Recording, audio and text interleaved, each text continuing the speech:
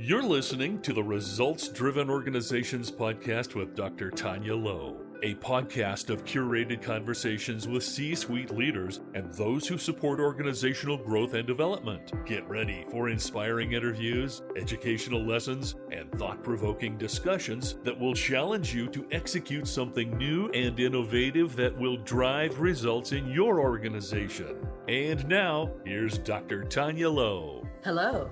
You're listening to episode 009 of the Results Driven Organizations podcast with Dr. Taunya Lowe. Using my results-driven philosophy of strategy, leadership, teams, and customer experiences, I help organizations develop their best-kept secret, their human capital. In 2019, I released my second book, Results Driven Organizations, The 4 Keys for a High-Performance Workplace. This podcast is designed to expand the conversation with C-suite leaders and those who support organizational growth and development, and what it really takes to create, develop, and maintain results-driven and high-performing organizations. Today, we are talking with Jessica Bantom. Jessica is the Director of Operations and Diversity, Equity, Inclusion, and Belonging Officer and Consultant for Steele Strategies, a small woman-owned consulting firm providing operational oversight and strategic direction. While also leading the development and integration of DEIB practices in all aspects of the company's business, Jessica uses her superpowers of consulting experience and extensive background in change management, design thinking, and coaching to help clients realize organizational outcomes and achieve business objectives. Jessica, welcome to RDO. Thank you, Dr. Lowe. That was a great intro. I appreciate that. We try. So let's jump right into it. Okay. I've shared your bio, but I'd love for you to tell our listeners about your journey from wherever to COO. You know, I've already given you a promotion to COO. In my mind, it's the same thing. So tell us about your path, because I think it's really important for people when they're listening. They see us as where we sit now, but they miss the path that got us to where we are. So would you share that with us? Sure, I would be glad to. And actually, my path is probably, I call it non-traditional / non-linear. Oh, I love that.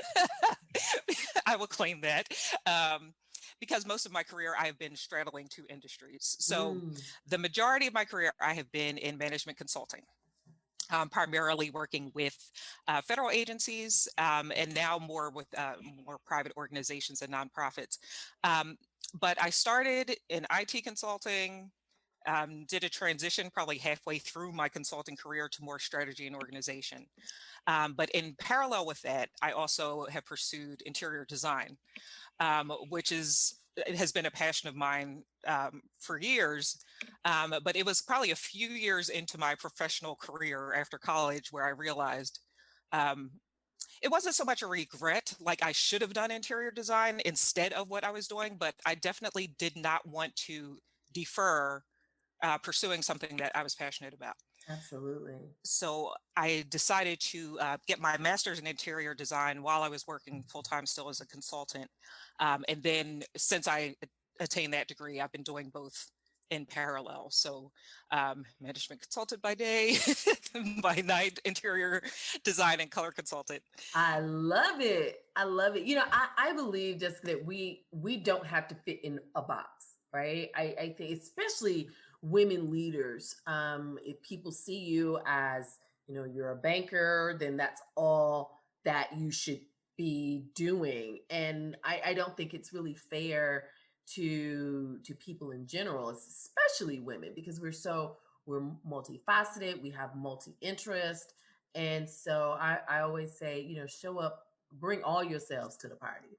I completely agree. And I think it's something too where the burdens, burdens may be a strong word, but the responsibilities that women take on typically as we progress in our lives, with all of those things that we're trying to balance, we tend to put our own wants and goals and passions kind of to the side, at least for a little bit. Right. Or we, in our minds, we think, okay, maybe 10 years from now, I'll be in a place where I can pursue something I want to do. And I just think it's like to the detriment of your, like your soul and your well-being Absolutely. to kind of keep deferring things, because you may look up and you never got a chance to even try it. Right. And that would be, the worst thing you could do. And I always tell people too, I struggled with trying to, balance these different interests that I had and trying to, I think in my mind, justify why I am good, like why I am a good professional, even though I have such varied interests. Right. And it was this thing of kind of trying to connect the dots for people. And then after a while, I was like, I don't have to. I just like different things and I Exactly. do all of them. Exactly. Sign your own permission slip. There you go. This is what I'm doing. I'm giving myself permission to do those things that bring me joy. And I'm not a one-trick pony. Exactly. I'm not. So back to your journey. So you got into interior design and you were balancing that. And then what else? Well, actually, it's interesting because it was through my path pursuing interior design where I actually really started to get into diversity and inclusion as an area of interest. Now, granted, being in management consulting, I was often one of the only in the room, the only woman, the only person of color, things like that. But it struck me more in the context of interior design because I saw in that industry there was even less, I felt like there was even less diversity. And what was troubling about that to me was that as designers, we design for everybody. So how could there be so little diversity in the process of designing for everybody? The industry, the more I had a sense, of course, going into it that I wouldn't exactly be encountering many people that look like myself in that space. But the more I even transitioned from the classroom to actually working and networking in the industry, I saw that there was really a need for more intention around diversity in that arena. So it actually it really was like you were thinking, okay, I'm going to pursue this because I have this interest in it, this passion, but then it actually led you to there are no accidents. That's why we have to pursue everything. We need to, this is an interest and not to the point of where you're all over the place and on the hamster wheel, but really having some strategic exploration, if you will, that will ultimately lead you to combining some things or finding a new path. And I think that's so important in leadership, Jessica, because there's so many people who are unfulfilled in their jobs, and it trickles down in the organization. It definitely does. And sometimes it can show up as, it can affect your demeanor just in how you present yourself and how you interact. But I think it can also impact how well you develop other people. Yes. So in my mind, I have this appreciation from my own experience. If someone comes to me and they want to pursue something and, it's going to possibly shift their professional path or expand it, like go for it, because the only way that you'll know if it's something that you want to do is by trying it. Right. And so I just have that kind of approach to just professional development in general. Like it is so critical to figure out what is really fulfilling to you. And sometimes it may not even be through your work. So I would tell people, look at a hobby. There's always the rest of your life. Exactly. And if you're happy in your, for me, I think personal and professional development, there's no separation, because if I'm doing personal development, I'm going to do well professionally. And if I'm doing professional development, that should help me do well personally.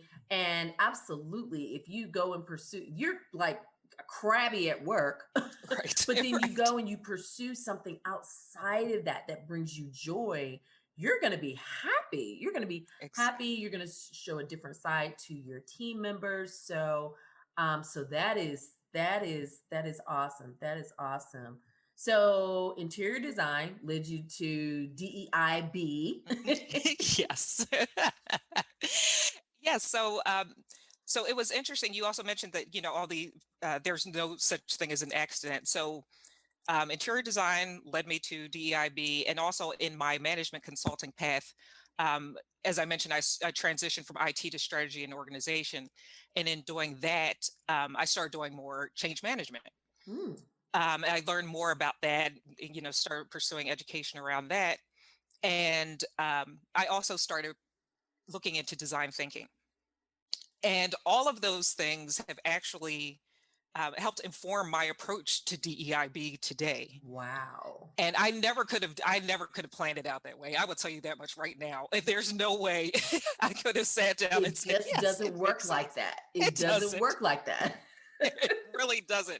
But even in looking at DEIB, I mean, it is essentially about culture change. Yeah. So having a change management background helps in that. And having the design thinking background helps in looking at business challenges as human-centered challenges. Mm-hmm. Because in DEIB, you're dealing with people in a business environment, but it's still human-centered. So the typical business approaches aren't the way to go with DEIB. No. So yeah. And having that design thinking kind of toolkit, that has been helpful for me, even in developing certain kinds of exercises to complete with clients, and just looking at DEIB, like I said, more as culture change and not so much in a more traditional kind of HR, through a more traditional kind of HR lens or other kind of perspectives. I think all of these experiences and all of these skills have just informed my approach. And like I said, I think the driving component is that human-centered factor. Absolutely. Absolutely. We have to think about the people in our organizations and making it a place of trust, Right. a safe place for everyone, So as you've shared your journey with us, who are 3 people who've helped you develop as a leader on your path to where you are today? And what are some of the lessons you've learned from them? It's interesting because my mind first went to thinking about work, in a traditional kind of work or professional context. But I have to tell you, my mother is actually probably the first person that taught me leadership. Okay. And I say that because she led our household, a single mom raising 3 kids. And I hear a lot of her words come out of my mouth, even in a work context, which is funny to me sometimes. But there's just some of the principles that she taught me that have just translated into who I am as a leader. Right. And it has informed my perspective of leadership. Just one being, strength, but without being overbearing or without belittling people, recognizing them as who they are and their strengths and what they bring, and just valuing them as people. Right. And also some more concepts around, like, I hear her say, the world doesn't owe you anything, which is something she always told us. Oh, yeah. So I am very big on accountability. And I think that's important for leaders to encourage that, but also to accept it when people are trying to hold you accountable.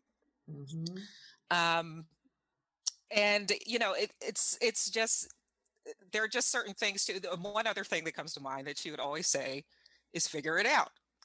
And I hear myself say that a lot to people too, just in that, once again, it kind of goes back to accountability too. Yeah. But if you have a role, you have been assigned a task, then take the initiative. If you don't have all the answers, ask valuable questions, but take the initiative, create something, formulate a concept, develop a solution that somebody can react to. Don't just look for people to feed you information along the way, because if they want to do that, they could do the job all on their own. When I was teaching at the university, I would tell my students, use your brain. Use your brain. It's okay. It's okay to use your brain. It's okay to do the research to Right. find what you need to come up with your presentation, but use your brain. And I think so Yeah. often in the workplace, managers, leaders don't position people to think, critically think, so that they're able to be successful in their roles. And I think that's something, you know, these things that you learn from your mom and you hear them in your head. It's like, okay, you know, these are lessons to live by and impart to other people as well. Exactly. Exactly. And there's just something to be said too about just encouraging people to, like, as you're saying, use your brain. There's nothing new under the sun, so it doesn't hurt to borrow. No, it doesn't. It does Just not at give all. credit to where you got it from. Exactly. There's nothing wrong with that. And, and don't be afraid to mess up, because Yeah. nobody's always right. There's never any one right answer. And you can, I mean, you may come with one idea and I may say, okay, well, what about this? Or what if we looked at it this way?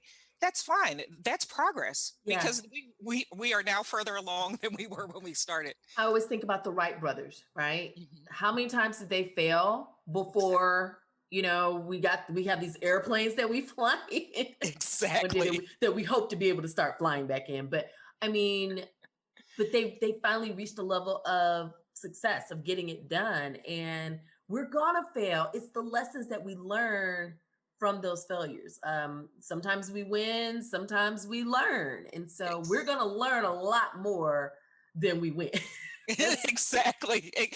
But there are wins too. There wins it's too. all progress, and that's what people Absolutely. need to keep in mind. Absolutely. Are there any other people that you've learned from, that you, and what lessons have they taught you?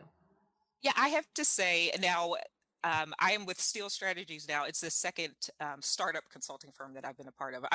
I worked at a huge consulting firm for the majority of my career at first, but my first kind of foray into the startup realm was with my last company, Metaphase Consulting, and the CEO there, his name is Fred Costa, and he and I had been colleagues prior, but when he started his firm, he brought me on. I was one of the first employees. And it was just really inspiring watching him. Now, there's a different energy, a whole different energy moving from a large firm to a startup and being one of like the first 5 employees. I will definitely say that. But I think it was a part of his personality in that he just kept all of us so involved in the growth of the company and like establishing the foundation. There was no, I'm the leader, I'll keep you at a distance. I'm steering the ship and you just come along. It was like, okay, we're all in this and we're going to have to wear multiple hats. But there's freedom in you choosing what you'd like to take on, which Mm, was something I hadn't really experienced before, like that a level of trust, yes. and this level of freedom of allowing me to pursue things that I found interesting and that I felt like I can really contribute to the growth of this organization in this way. And he leads with integrity, and he is a person who values people as people. And I also had not that I hadn't seen anyone lead that way, that kind of, you know, up close and personal before.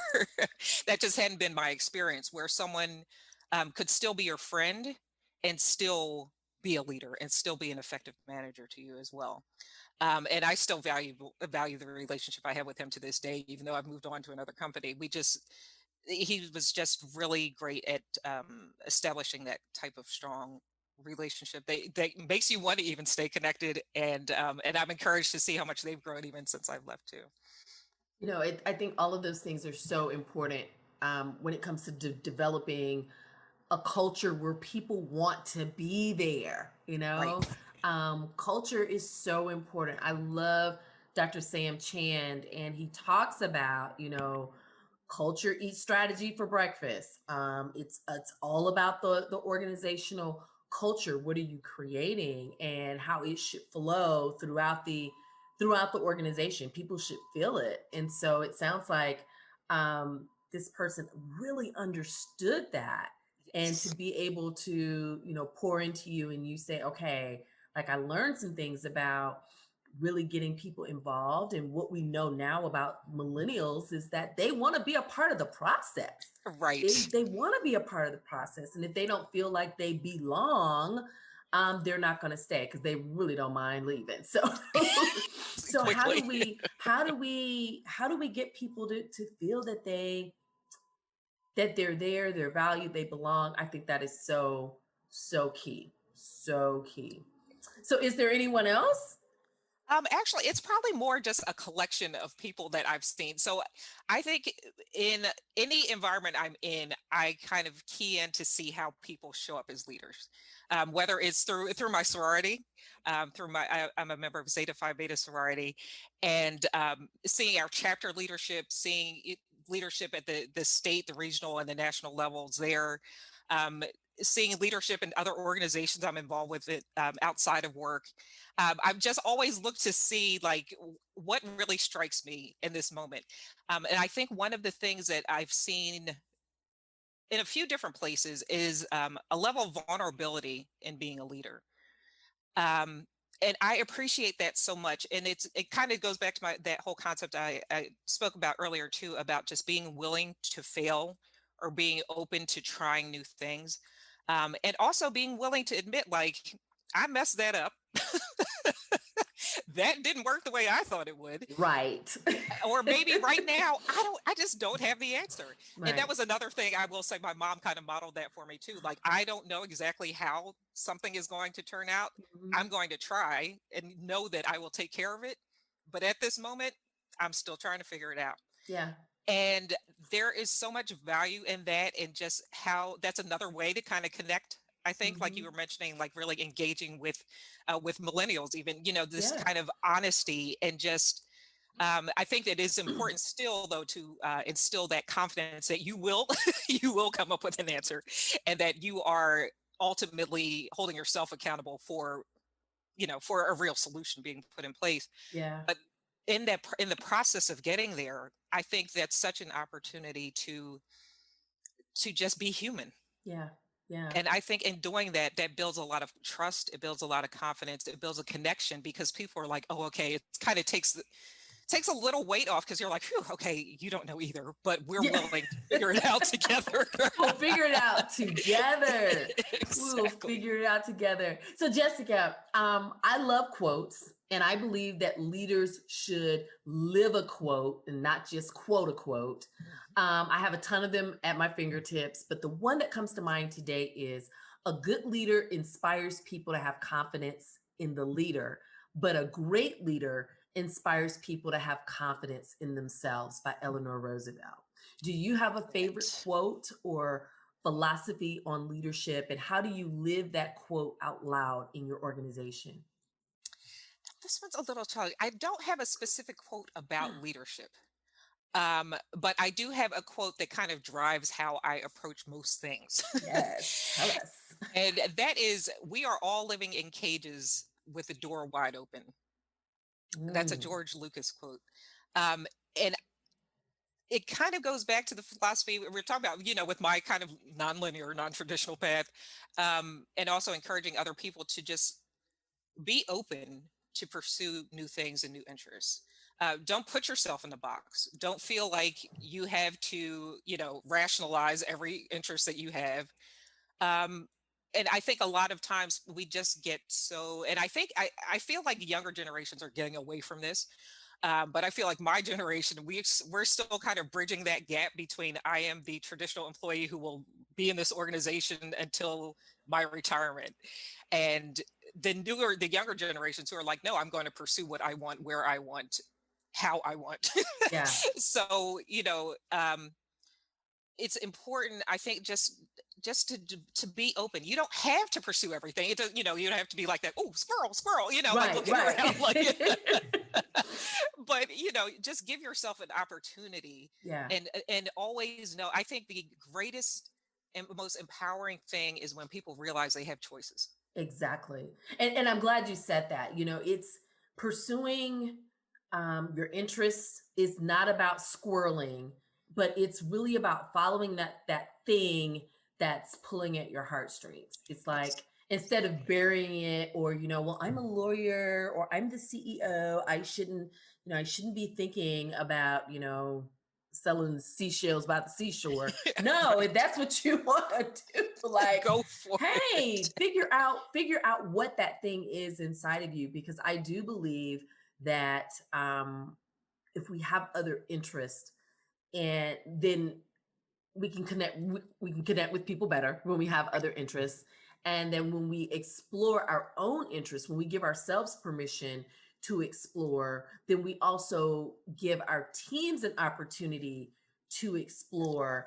And it creates this system of trust. Like you said, I don't have the answers, but I'm gonna find it, right? And giving people the opportunity to just explore in their personal life and at work. Like, I don't know where this is going, but I want to do this, and not feeling threatened, as a Yes. leader, not feeling threatened because someone has aspirations and they want to explore some things, or they want to take a week off to whatever Right. is. And I think that creates a culture where people can thrive. Definitely. And it actually helps the organization thrive, because people, when they pursue different interests, they learn things in different ways, and they learn different perspectives that inform one another and make their approach something that is more innovative than maybe Mm, somebody who's just single, has a single track of thought. yeah. And I, tie this back to diversity. This, the I was more going to say, it actually leads back to diversity. it So really carry does. carry on. It really does, because the diversity of perspectives, that's what that's like the engine of like innovation. Like that's how organizations um, develop what how their solution or their approach that differentiates them from everyone else, and that can be your competitive advantage. That is Hmm. what can make you excel. That can what makes your organization the high performing organization. And there have been studies done to make that connection Absolutely. between the diversity of perspectives, and you know just bringing so many different ways and approaches to a solution just gives you like so much of a more robust solution in the end. Yes. Yes. I love it. I love it. So what do you believe are the biggest leadership challenges that leaders face today, whether it's people who sit in your same seat, or the CEO seat, or the CFO seat, what are, or even managers, what do you believe are the biggest leadership challenges that they face today? Well, one, of course, I'm going back to the frame of reference of DEIB. I think one of the really big challenges that managers and leaders are facing right now is tackling DEIB head on. Mm-hmm. Especially, with the rise, the call for social justice, especially in this last year. I think organizations have been basically called out, like this is the time to do something, to Mm-hmm. be active. And I think in a lot of instances, organizations were reactionary.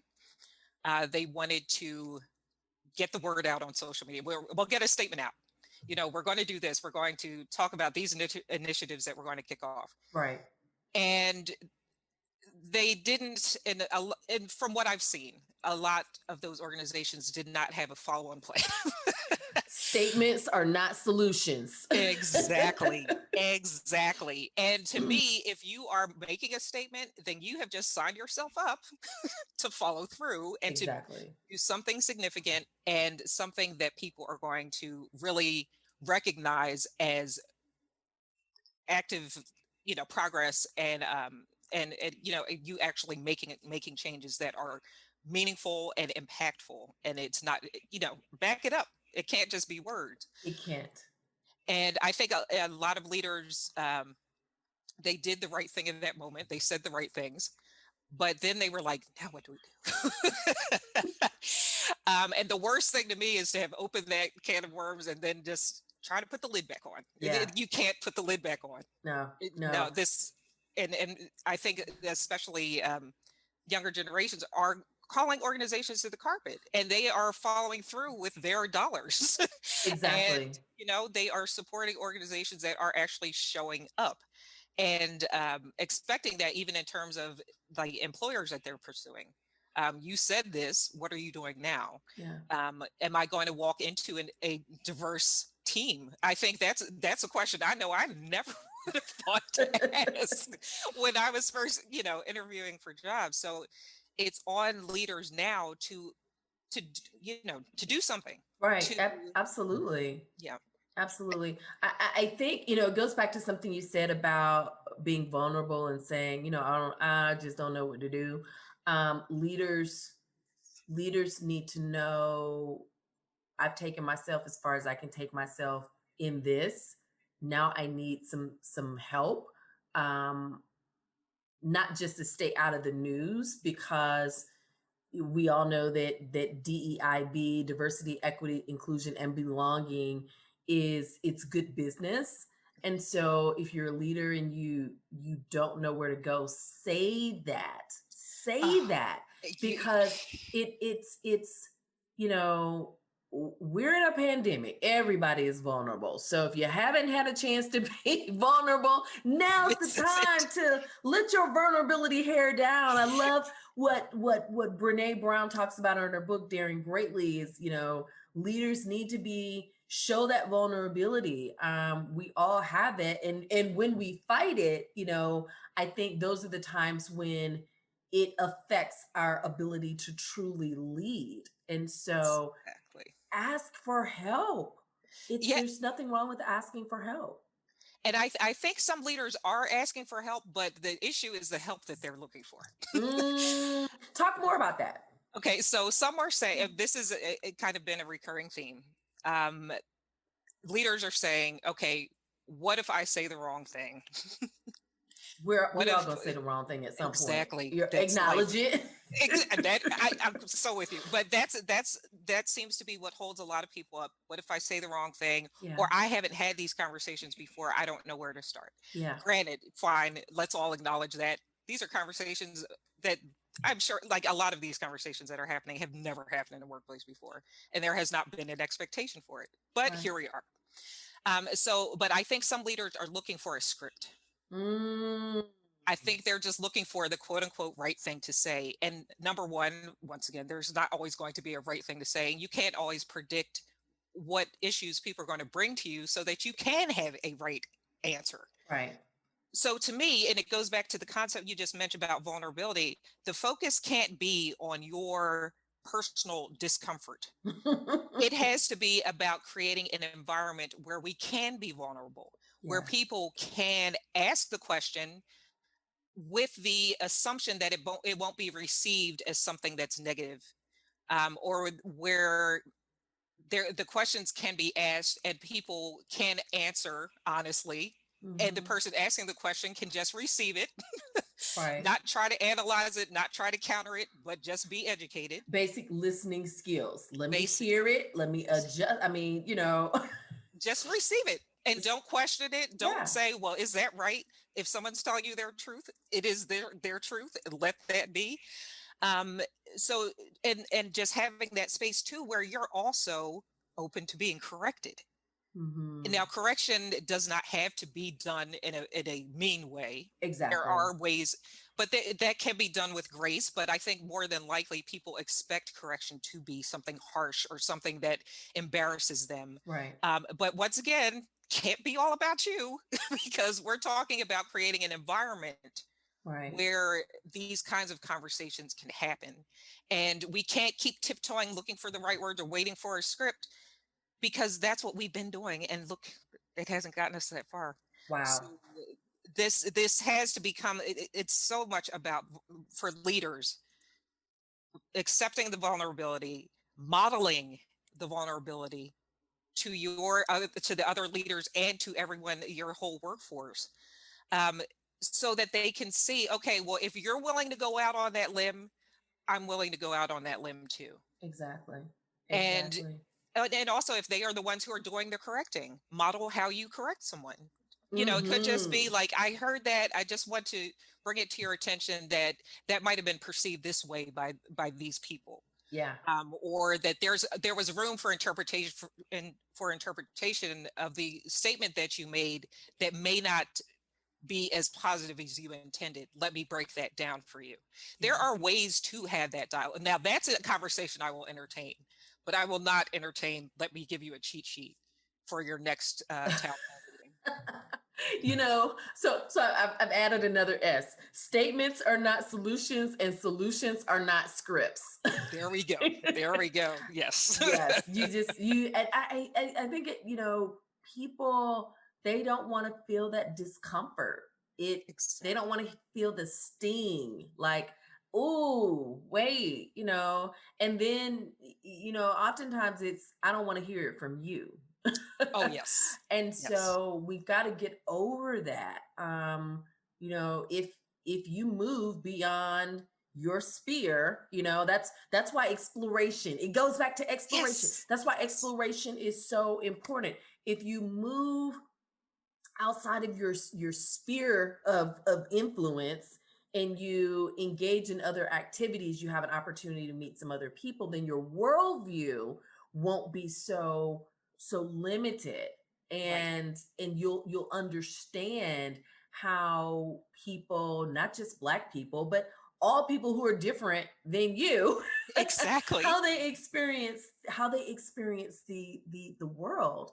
That's one of the things that I love about traveling, is that there are, regardless of where I've gone, some of the same leadership challenges and issues in other countries are the same things that we face. Some of the imposter syndrome that people experience in other countries, the same thing we face here.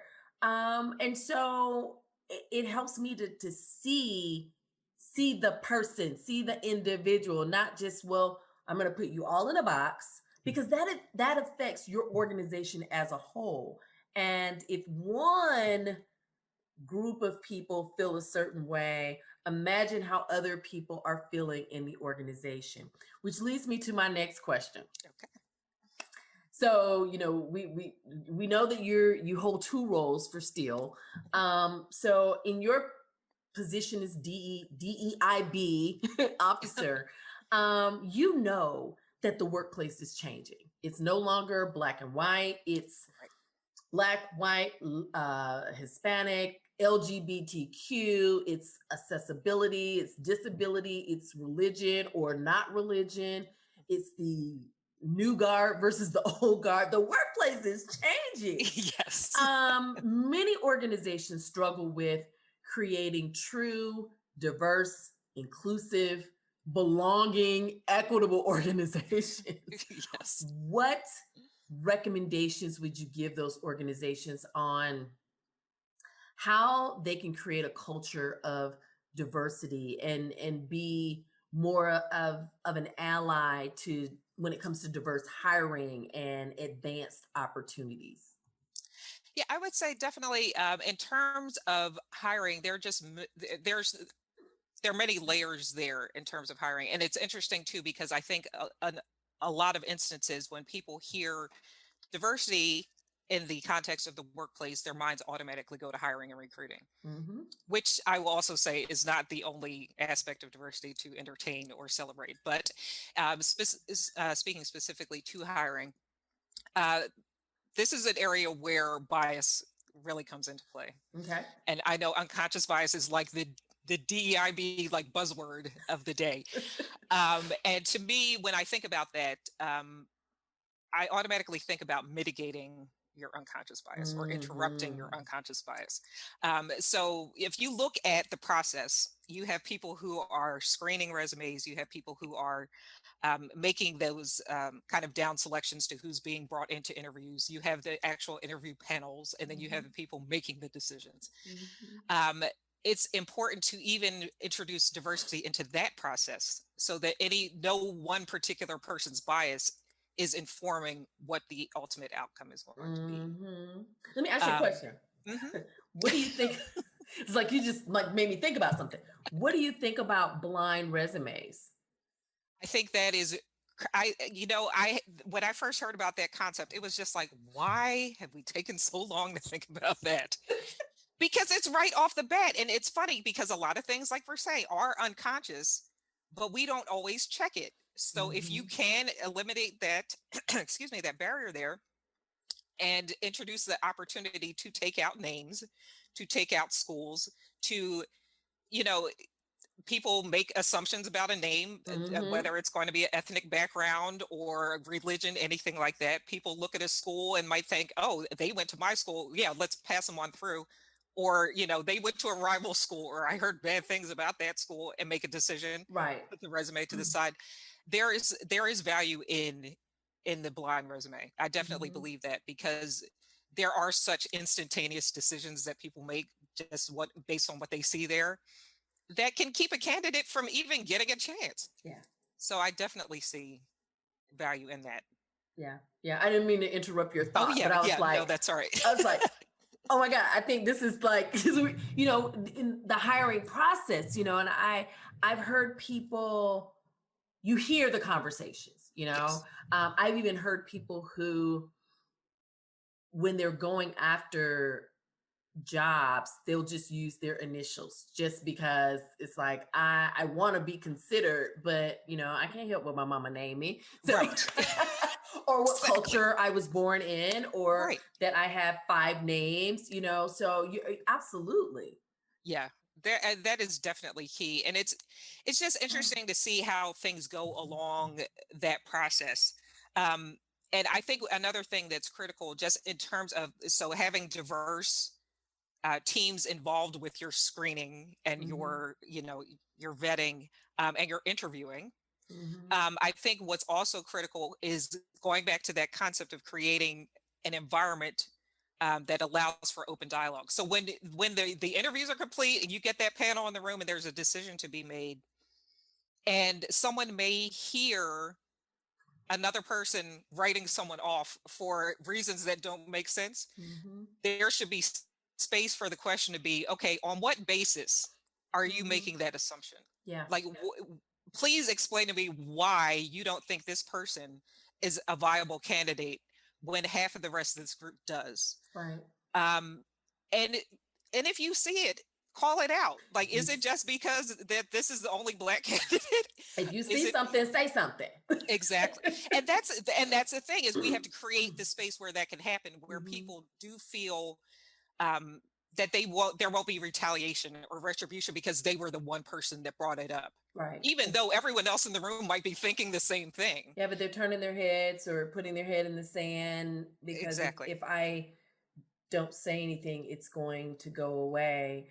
And guys, as we're talking about diversity, many times it's stuck on, Black and white versus, and I think because of what's happening in America right now and what's showing up in the news, but diversity is also, age. It's also, I heard someone say in a training a couple of weeks ago that most workplaces, their holiday calendar is built on the Christian calendar. Exactly. Well, what if people aren't religious? And I was like, ooh, wow. Like, like opening the door to think about people who are not like you.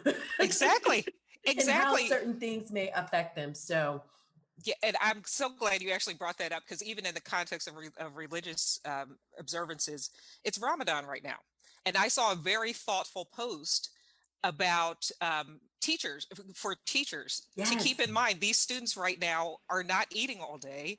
They're staying up maybe later hours than normal in prayer in the evenings. So what you may see is them showing up and not participating, or, some kind of issue with their performance, could be impacted by an observance that is happening that they are part of that is still meaningful. So don't automatically write people off just because of what you're seeing right in that moment. Right. Don't label them. Exactly. And don't dismiss them, or don't say that all of a sudden they've fallen off. Like, there are other factors. I always say, like, no one is ever their life is never just what you're seeing in front of you in that moment and in that context. Yes. And it was just interesting that you brought that up, because I just thought that was like so thoughtful. And I'm like, there needs to be space for that too, Mm-hmm. for that Mm-hmm. kind of dialogue and that kind of consideration. And even if you didn't know before and someone brings it to your attention, to just accept it. Once again, don't question it, but just accept, oh, this is somebody else's reality. Let me just keep that in mind. Just be mindful Absolutely. of it. Absolutely. Absolutely. So, Jessica, what are you reading that we should be reading?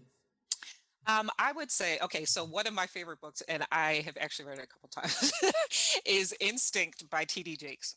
Mm. And I have that book. you do. That one is definitely one that stands out to me, and I actually give it to younger people too, as they're starting into the real world, because what he covers a lot in that is just being open. Once again, it's like that concept of Mm-hmm. getting out the cage, Mm-hmm. being open to new environments.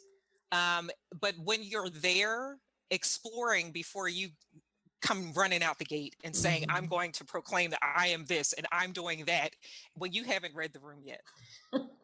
You have no idea. Like, you don't even know these people. You're saying, I'm going to show up and do this. And they're like, who are you? Please sit down somewhere. Like, Right.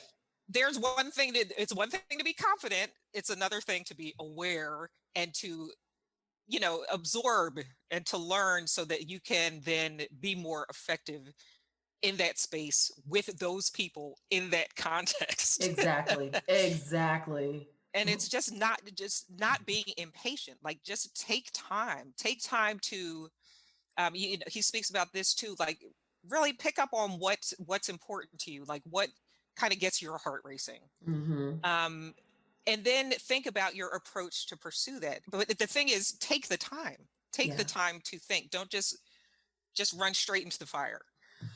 Because more than likely, if you create space for yourself, you can receive a lot of nods to go in the right direction, a lot of prompts about which way to go and at what rate, and who to reach out to along the way that might help you get to the next step. Mm-hmm.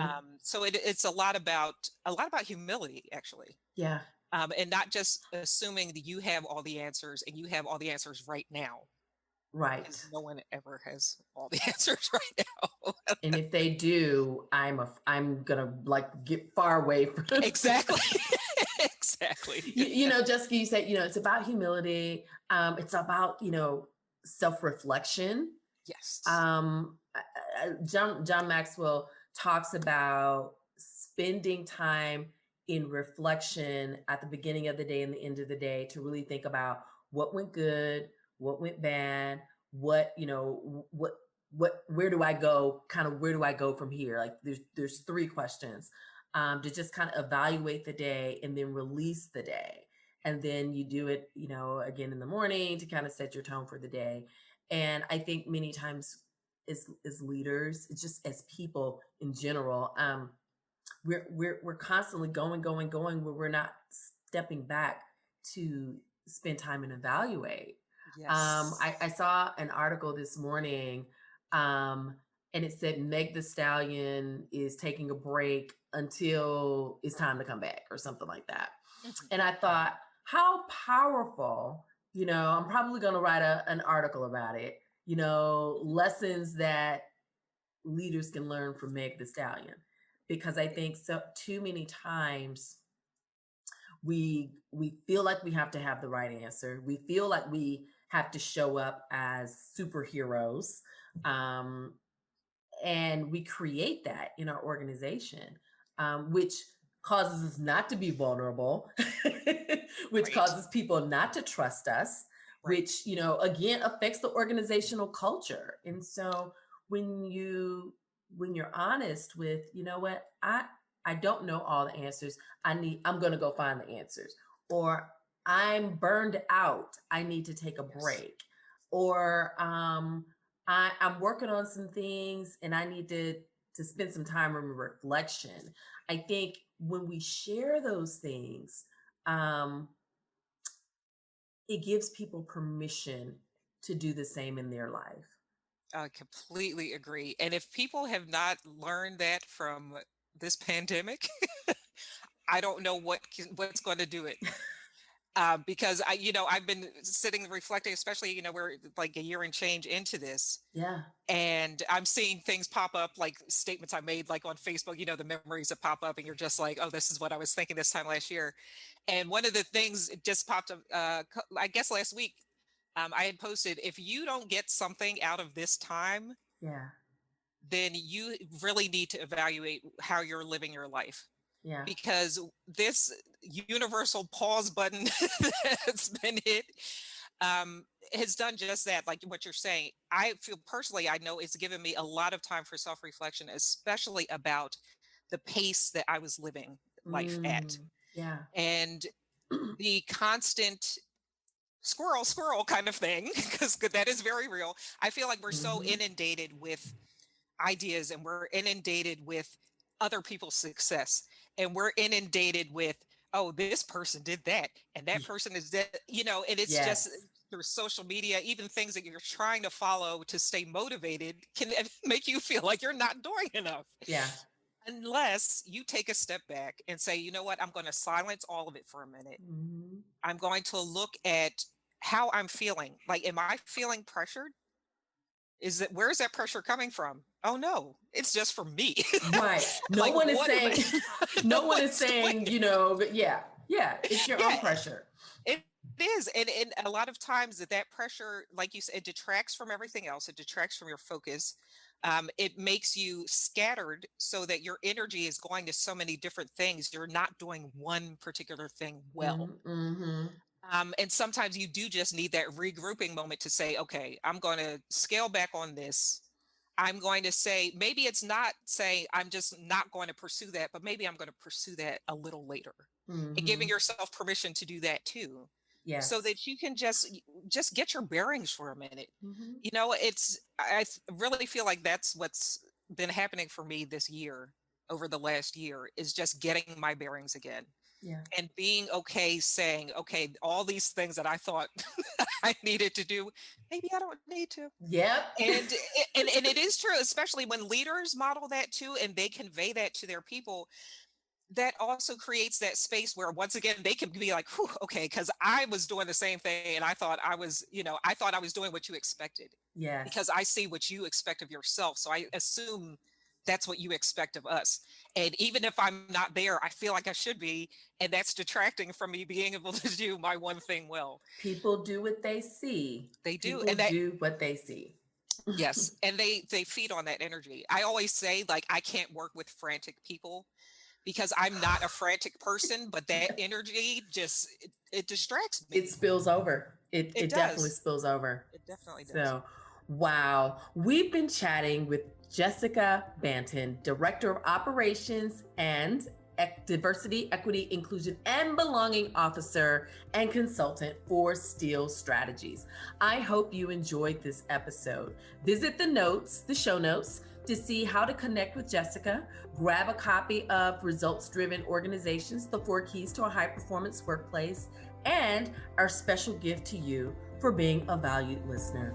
Until next time. We hope you enjoyed this episode of Results-Driven Organizations podcast with Dr. Taunya Lowe. Be sure to review the show notes for the resources mentioned, and don't forget to grab your free gift available at freegiftfromtaunya.com.